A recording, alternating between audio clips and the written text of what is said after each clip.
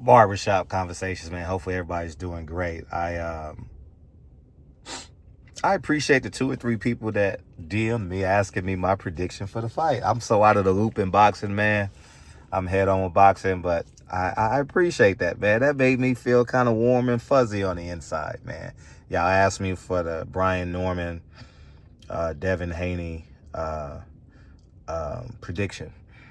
First, I'm gonna say this.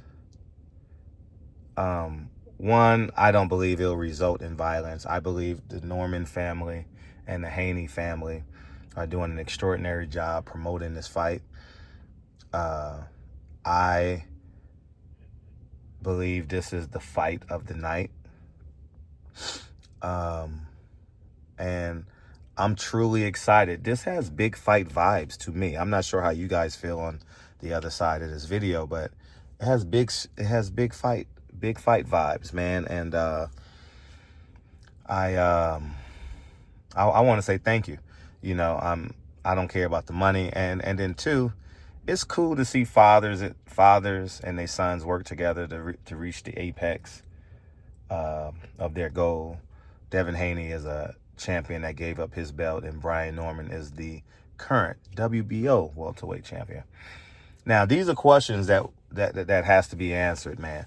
I haven't listened to Timothy Bradley's predict. I like listening to Timothy Bradley. I haven't listened to him in the past 2 weeks, but I'm making a point to go listen to him before I actually watch the fight. I'll be watching on tape delay because, you know, Lincoln has games and all that, so the fight will be done. I'll know who had won. But I'm just interested to know what Timothy Bradley thinks. He was right about Bud Crawford, and I was wrong as it relates to Canelo. But if this fight was in America, this fight would be huge, man. You know, the reason why it's probably not as big to y'all because American media hasn't really grasped it on Fight Week. Grabbed it, excuse me, because it's in another country. But great job on that part. But let's be pragmatic. I'm going to eliminate my emotions out of this fight because naturally, you guys know, I instinctively root for Devin Haney, right? I have a relationship. I don't have a relationship with Devin Haney. I have a relationship with Mr. Haney, and we haven't spoken about a year now, 8 months to a year probably. And he's been always gracious to me. But I'm going to eliminate that. Okay, I'm one of the few YouTubers that can eliminate that stuff and give you right now in my life and give you the straight truth regardless. Okay, now Devin Haney's first fight at 147, I believe. I believe the last fight was a catchweight, 142, 143, Ryan Garcia. And Ryan Garcia gave him problems with the power. Devin Haney is not a knockout artist. He's a highly skilled, highly talented fighter that has a big bravado. His bravado does not match his fighting style. He wants to be the biggest and the baddest and the best. And sometimes I believe that gets the better of him. I don't believe that he's ultimately feels comfortable just being a stabber and a boxer. Stabber meaning the jab, you know. I think there's a piece of Devin Haney that wants to have more knockouts and run over people. I don't think he's fully digested that he is a boxer first. Brian Norman, full-fledged 147. I spoke to his former trainer yesterday, accidentally in the basketball gym. He trained him for 2 fights when he was with Top Rank and Cameron Duncan. A gentleman by the name of Fausto. And he trained him for Brian Norman. He said he has absolute power. I forgot to get his prediction for the fight. I should have asked him, or if he did, I simply forgot. But Brian Norman has never been on this stage. However, he hasn't been on this stage in America, but he's been on this stage in other countries. So he is a proven road warrior as it pertains to the Japanese guy that he went to the other country and ultimately knocked him out with a left hook.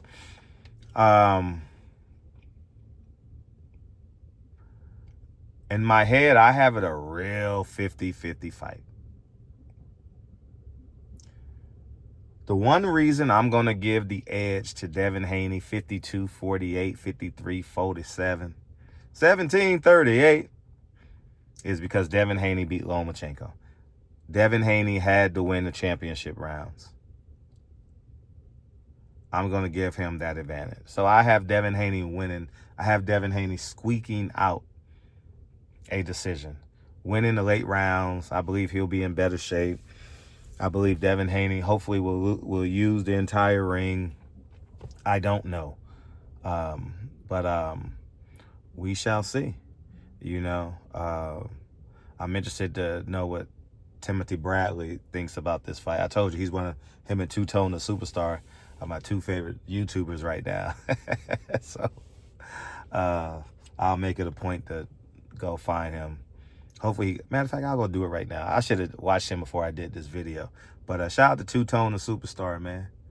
I'll be in Phoenix in the next couple of weeks, man. Come watch my son play, Two Tone. Do a review on my son, Two Tone. Let the world know how great my son is, man. You know, because my son is so talented, so skilled, we officially have a fully sponsored team.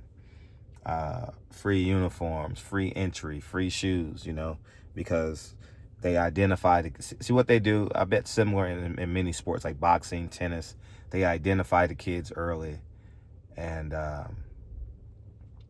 that's it, and it's pretty cool. So congratulations to Lincoln on his hard work. Congratulations to the Haneys on their hard work, the Normans on their hard work.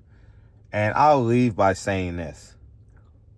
Brian Norman, in the lead up to this fight, has been better than Devin Haney in terms of his answers, more masculine. I told you how I feel about men wearing purses. I've expressed to Mr. Haney about the purses and the nails, and I don't get it. That, you know, so 53-47. 7 rounds to 5, 8 rounds to 4 to the winner. And that's it. And if Devin Haney decides to make this fight boring, he wins. If he decides he wins the first 3 rounds with the jab and using the entire ring, and he gets bored and want to stand in there with and Devin Haney, just know, you slipping and sliding at 135 versus 147, it's a lot more weight. Okay, so you slipping and sliding in the later rounds, you won't be able to slip inside as smoothly as possible because there's more weight. So I just want you to be, man, this is a good fight, dog. I'm really, really excited. It felt good to see 2 strong welterweights on the scale. I watched the weigh-in today. It felt really good. I haven't seen that in a long time. When was, outside of Earl Spence, Terrence Crawford, when was the last time we had a 50-50 fight at the welterweight division that looked in great shape? Mosley, no, that wasn't a 50-50 fight. Mosley, Floyd, nah.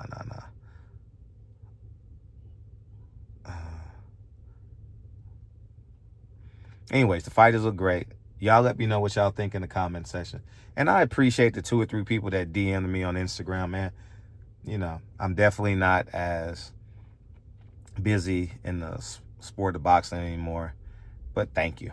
I appreciate you. So to the couple of 100 people that's going to watch this video, thank you. Share it. And I'll talk to you soon. Peace.